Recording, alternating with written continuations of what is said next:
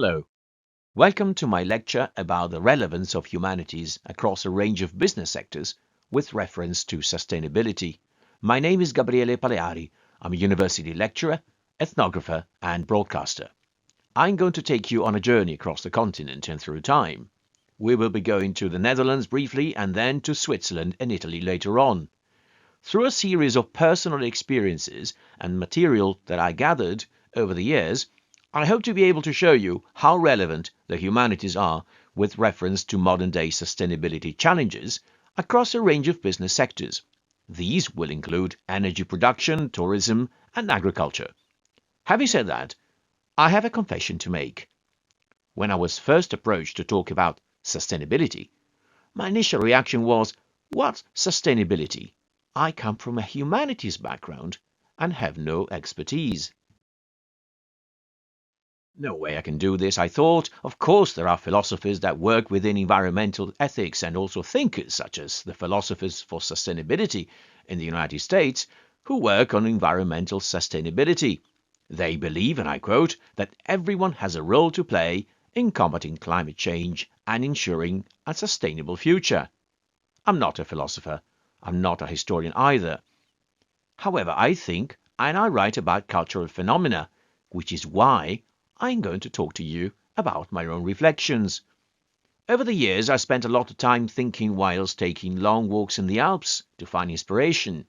The Alps are certainly a wonderful place, but they are also littered with concrete eyesores, such as too many empty properties, giant car parks, and rusty skiing facilities, to name a few. Some alpine resorts are perfect examples of what's wrong with the idea of profit at any cost.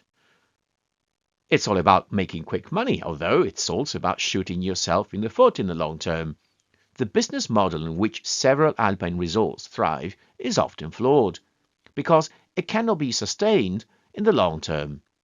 First, if you turn pleasant pastures into sprawling mountain suburbs, the grazing meadows are gone, and with them goes the tourism, which is a paradox. Second, the environment will be devastated. Natural habitats and biodiversity are affected. In turn, our own lifestyles and the food we eat are threatened by the loss of diversity. The same diversity we want to explore and enjoy when hiking in the Alps. As I was mulling over my ideas, I also thought that I did not quite understand what sustainability was all about, let alone what it had to do with the humanities. To understand a concept, I feel that I need a clear definition. And for somebody who spent a considerable part of his career dealing with dictionary definitions, I was struggling to come up with ideas.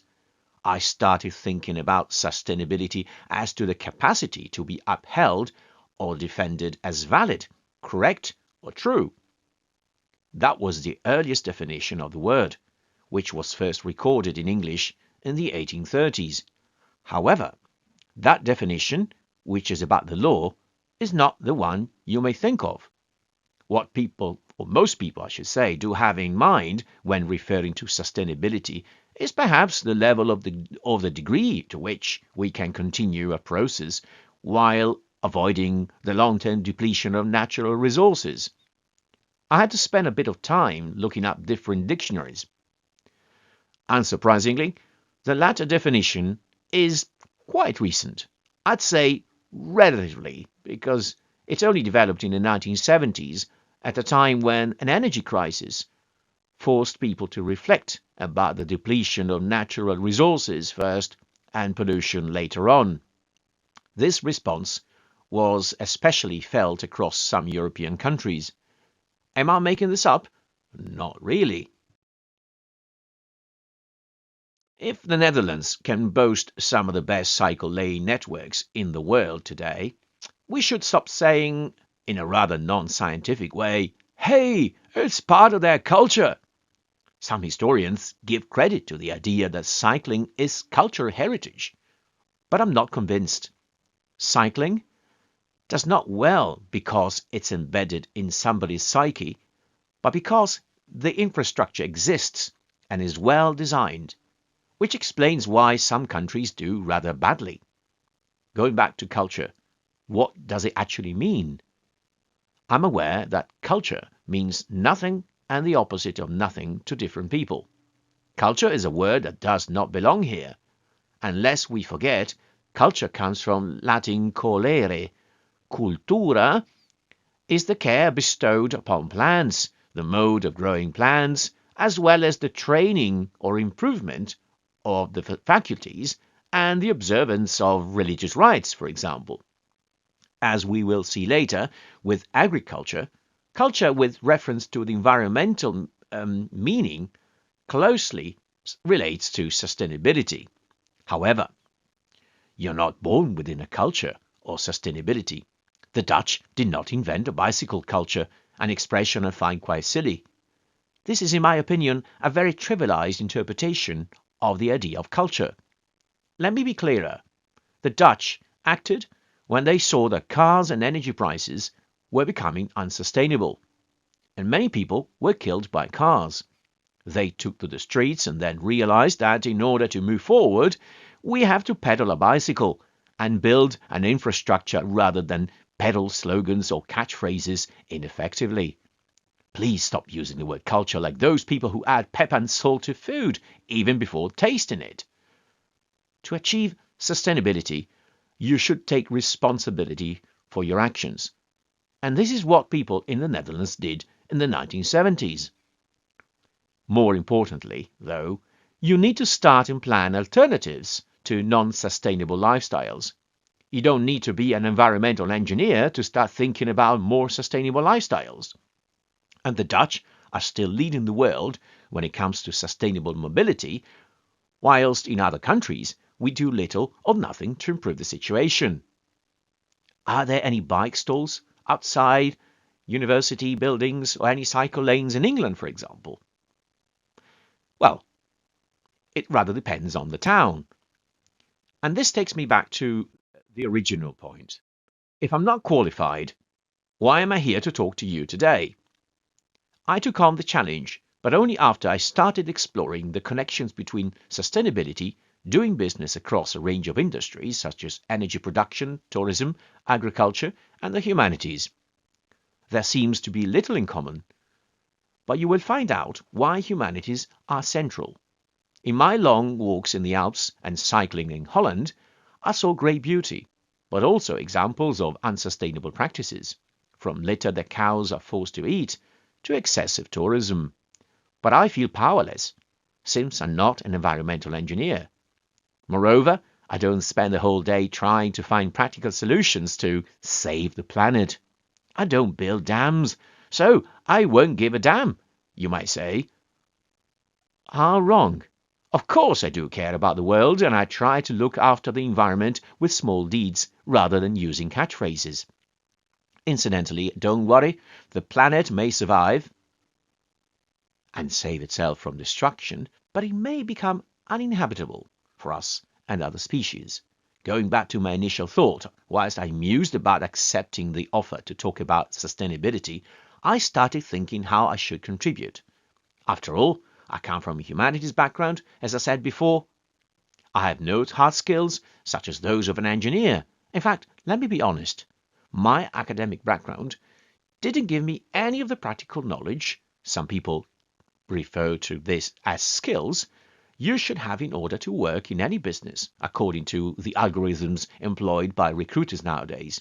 Actually, when I look at the kind of job descriptions online, I begin to reflect on how unsustainable the use of meaningless language has become across businesses. This is a rather different type of unsustainability, that of language ignorance, I should say. In particular, I won't buy the kind of language often used to sell any idea that is marketed as sustainable. I won't buy this kind of language since I am no business guru with a business plan implanted in my brain that can save any company and the planet from oblivion. I'm just a humble teacher, and I like to use plain language. With my background, I'm the perfect candidate. The perfect candidate to keep my mouth shut and not to talk about sustainability, you may say. I suspect that this may go through the minds of people who study humanities. Some of you may experience this feeling one day. You'll see a lot of business graduates around you posturing as your superiors. They tend to spend the whole day crunching numbers and discussing management strategies. They sometimes succeed, I should say, and sometimes fail, and numbers, ironically, fail them. No doubt, they are busy thinking about making savings on the one hand and dreaming of large bonuses on the other. Businesses are often run like this, make profits as quickly as possible at any costs, which is not sustainable either. More interestingly, to sweeten the pill, it has become fashionable for business leaders to talk about their achievements in terms of sustainability. This way, they can claim that they care about the environment and the people. I have my doubts when looking at the environmental disasters we see when we travel. Greenwashing, another relatively new word coined in the 1980s, is about labels. And at times, labels are written in deceptive language. Having worked for different businesses, I have come to the conclusion that deceptive language, such as passing off greenwashing as an example of good practice, is the result of the marginalization of humanities. Don't misunderstand me. Humanities alone cannot save the human species.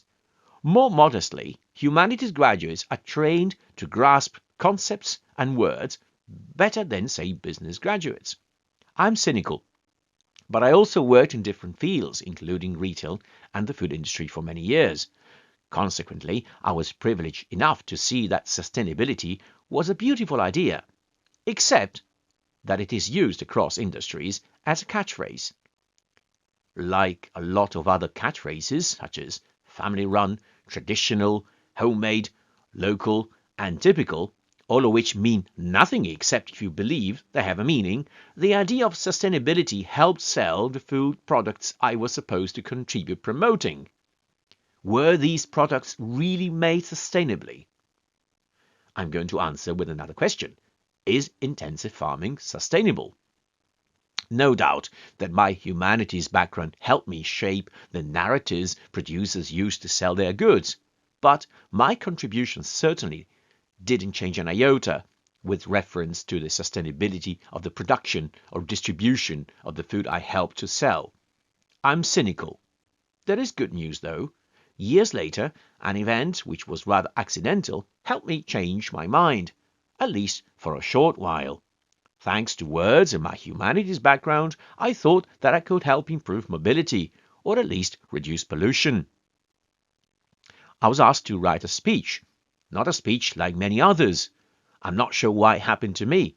In any case, a very large business, a motorcycle manufacturer based in Asia, wanted to revolutionize the European market by introducing e-scooters that relied on a battery, which could be swapped rather than recharged. It was no ordinary speech. It was the one the company's CEO should have delivered at one of the most important international trade fairs for motorcycles, scooters and e-bikes in Europe. Now, the CEO was on a mission. He wanted to come and save Europe from the pollution caused by combustion engines. The plan was good and sustainable. It relied on renewable energy and was already working well in parts of Asia. The point is that somebody had to write a speech and sell the CEO's idea of sustainability, and the job of writing the speech was given to a humanities graduate. Things were looking up, except that on the day when the executive was supposed to talk to the media, something went wrong. But it wasn't an engineering issue. The CEO had completely forgotten about the speech. Eventually, I found out that his mission was a flop because he failed to address his audience about the sustainability of the project and decided to focus on the numbers instead. The message about sustainability got lost in the charts, and the numbers are the numbers. Don't get me wrong. Numbers are important, but there is more than just figures. Some time ago, a professor of mathematics at the University of Oxford publicly said on TV that maths is about everything. Whilst I don't dispute that, human beings are not just about numbers. On one occasion, he put himself to the test and he decided to conduct an orchestra. He was a musician, but not a professional one. We know that music and mathematics are closely related, but his conducting was not as good as his maths. Counting is not enough to motivate and inspire your orchestra, or indeed your employees. What's missing? The human side, the ability to communicate effectively. Conductor Sir Antonio Pappano, who is at the helm of the London Symphony Orchestra, a critically acclaimed orchestra based in London, imagine the Star Wars soundtrack, is reputed to have said the following back in 2015 when trying to get the right team together for contemporary opera.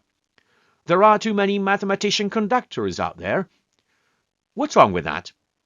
Music may be about counting, but it's also about communicating stories and emotions, something that plain numbers can't do and cannot sustain, if I may add.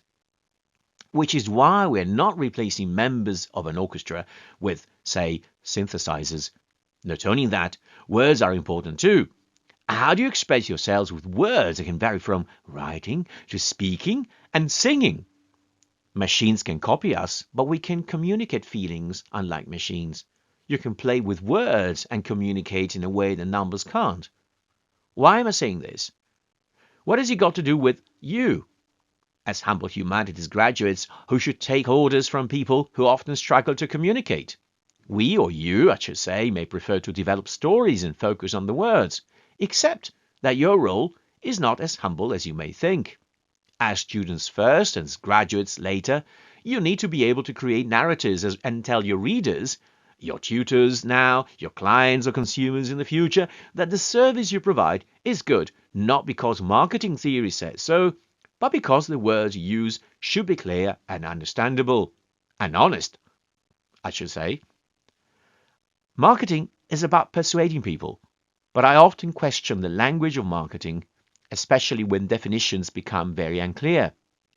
I mentioned words like traditional, homemade, as well as sustainable. What do they really mean? Currently, we are bombarded with language coming from businesses who emphasize their dedication to sustainability. How much truth is there in those claims?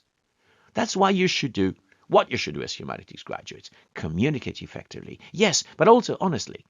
Ethics are as important as numbers. Intellectual honesty is also about the words you use, not about manipulating your readers in just for profit. So far, my attention has focused on a cynical way of looking at things. There are positive examples too, which is why I'm here. Next, we are going to look at 3 case studies. In all 3 cases, it's humanities graduates that are behind the success of companies that put sustainability at the core of their activities, rather than as a buzzword. 2 of the companies I liaised with are based in Switzerland. One sits literally across the Italian and Swiss border. They operate in 3 different sectors: energy, tourism, and agriculture, especially wine. So what I'm going to say next to you is what role humanities people had to ensure that their business are really sustainable. I mentioned the Alps, as you can see here, and I'm referring to a Swiss valley, that of Poschiavo in southeastern Switzerland. It's an area shaped by an ancient glacier. The melting snow and glacier feed the rivers and lakes that you can see on the map. Okay, and they have been generating wealth for over a century. The main 2 sources of wealth are renewable energy and tourism. We will look at tourism a bit later. With the modernization of Switzerland in the late 19th century and the early 20th century, I should say, the country needed more energy. A good source of energy was found in hydropower. It is sustainable as long as you have enough water, but the infrastructure that supports the production of clean energy has had a massive impact on the environment. Building infrastructure comes at a cost. Switzerland is no exception. Just before the First World War, a huge railway project was completed in this alpine region. Today, the Rhetian railways enable locals and tourists to travel around the canton with electric trains. In fact, the railways and hydropower go hand in hand, and the 2 industries combined are the largest employers in the region. Renewable energy powers the trains and the sawmills, which in turn churn out the timber used in buildings locally. The Bernina railway line, which takes you from the vineyards to glaciers in just under 20 miles, has become a renowned tourist destination and a UNESCO World Heritage Site. Well, we'll look at tourism later on. When water started to be harnessed to produce energy, the entire valley benefited from the use of clean energy. A century after the first power stations were built, a new project, which would enable recycling, water recycling in the very sense of the word, was proposed. The project was called Lago Bianco, from the name of a glacier-fed lake which is found at the Bernina Pass at 2,300 meters above sea level. The lake is big enough to store more than 18 million cubic meters of water, a mass of water equal to that needed to fill about 100 million bathtubs. About 4,000 people live in the valley. The Lago Bianco project had to be approved by the local population. Eventually, the project was approved, but it was put on ice, literally, because the price of energy was low and construction costs were huge. Despite the favorable vote, building the infrastructure which was needed to pump the water up back to the Lago Bianco would not be sustainable. The pollution generated by the building site would be enormous. Once finished, however, the energy would be produced very cheaply by recycling the water, regardless of annual precipitation. There would be no wastewater either. Fine, and so what? Energy production enables the valley to prosper by maintaining 700 jobs and wealth. With an annual turnover of about 3.4 billion Swiss francs for 700 employees, this equals to 4.8 million per employee. Repower is a big company. Fine, you may say. And how about the humanities? Repower relies on engineers and skilled workers who constantly look after the infrastructure. However, a pivotal role is the one played by humanities graduates who mainly work in the communications department. I approached the head of communications and I asked him if humanities graduates are seen as useless as we sometimes hear and read on social media. He remarked that languages and language skills were paramount when considering hiring graduates. Is that all? No, the communications department is essential because without it, the company would not be able to liaise with investors, clients, and the governments of the countries where Repower is active. Moreover, when it comes to communicate the company's message of sustainability, they can't rely on business graduates or engineers. Now, Repower takes a responsible approach to the people and the environment. You may wish to explore the page and reflect on the language, which is not used to sell, but rather describe what the company stands for. Now, if the role of humanities graduates is pivotal in shaping the language of communication, we need to bear in mind that language can be deceptive. This is a case of greenwashing, when you use words to fool your consumers. And there are plenty of examples out there, from a company producing fizzy drinks that represents the bottle of this famous fizzy drink with words such as natural, and is actually full of all sorts of ingredients, to the image of this drink, which is actually found in the middle of a field. Okay, I'm not interested in naming and shaming. As a humanities graduate, you should help companies make honest claims. And language competence does really matter. I said that energy powers the trains, and that this energy is all renewable. In turn, Valposchiavo has become a magnet for train lovers. However, most people go through the valley first by train and then come back by coach. Coaches tend to do one leg of the journey empty. It's clearly not sustainable. But before we look at sustainable forms of Valposchiavo, let's see how a small place became a tourism magnet. But not for the masses, unlike some neighboring areas. There are no skiing facilities, no big hotels either. But there is lots of charm like the flavors we have in insane and ice cream is not quantifiable. Selling charm is about narratives, not numbers. just over a century ago, this was a still relatively poor area. It relied on remittances by migrants who made money overseas, including England. These migrants were mainly Protestant pastry bakers. They made money and invested the profits in building the sumptuous palazzos you saw in a previous slide. Setting history aside, it is innovation that makes Swiss Valposchiavo so different from Italy, which, on the contrary, tends to be stuck in the myths of the past. Valposchiavo is a trailblazer when it comes to sustainability. 95% of the valley's food production is from organic farming. Not only, local hotels and restaurants are very keen to promote a sustainable project that is called 100% made in Valposchiavo. Not only organic, but mostly local, which helps reduce emissions.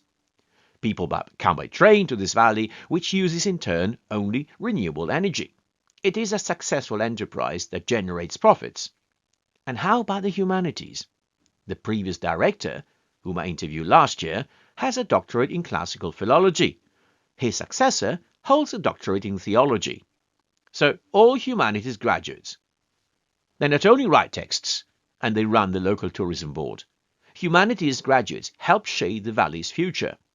Their success speaks volumes about the importance of humanities in achieving sustainable objectives. And you can also create catchphrases that aren't about greenwashing if you know how to play with words.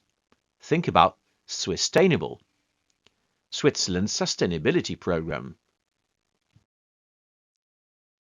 And talking about sustainability, culture in the sense of agriculture as a way of improving the landscapes and the food you eat, one wine producer, Marcel Zanolari, who was awarded the top Swiss prize for sustainability in 2021, sustainable production, demonstrates that you can do away with pesticides and actually improve the soil, even if this means that you don't make huge profits.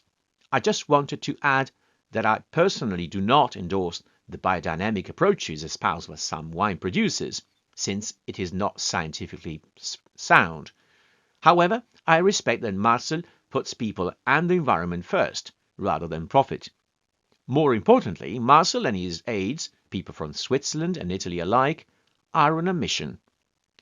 They're not interested in financial success alone. They still live and enjoy their jobs. And are even happier knowing that the organic farming has already contributed to improving the environment of Bianzone in the Valtelline in Italy, where they're based.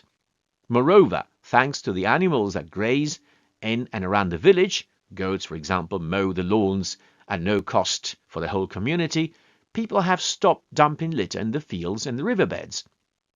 One of the main reasons why Marcel's company struggles to grow, perhaps, lies in the fact that everybody's busy doing physical work, working on the farm, where the animals that help keeping the landscape attractive live, in the vineyards and the winery. They also had to navigate bureaucracy. We need to bear in mind that the legal definition of organic farming is very different between Switzerland and Italy. The former is stricter. Sustainable practices therefore depend on legal constraints too, which is why defining sustainability is very difficult. Apart from the law, however, people like Marcel, who runs an agricultural cooperative, could do with more people writing narratives, such as humanities graduates, so that effective marketing can reach the end consumers. Perhaps you may wish to contribute to Marcel's dream, not just saving the planet, but improving it by having a better balance between humans and all living things. If we really want to contribute to saving the creatures who live on Earth, I hope my modest reflection helps you to consider that humanities are essential in shaping the way businesses are run in the future. Unsustainable business models are like the first part of the parable of the prodigal son. Spend everything and make a quick profit. Act before it's too late. Apparently, unlike in business, there is no planet B. Thank you very much for your time.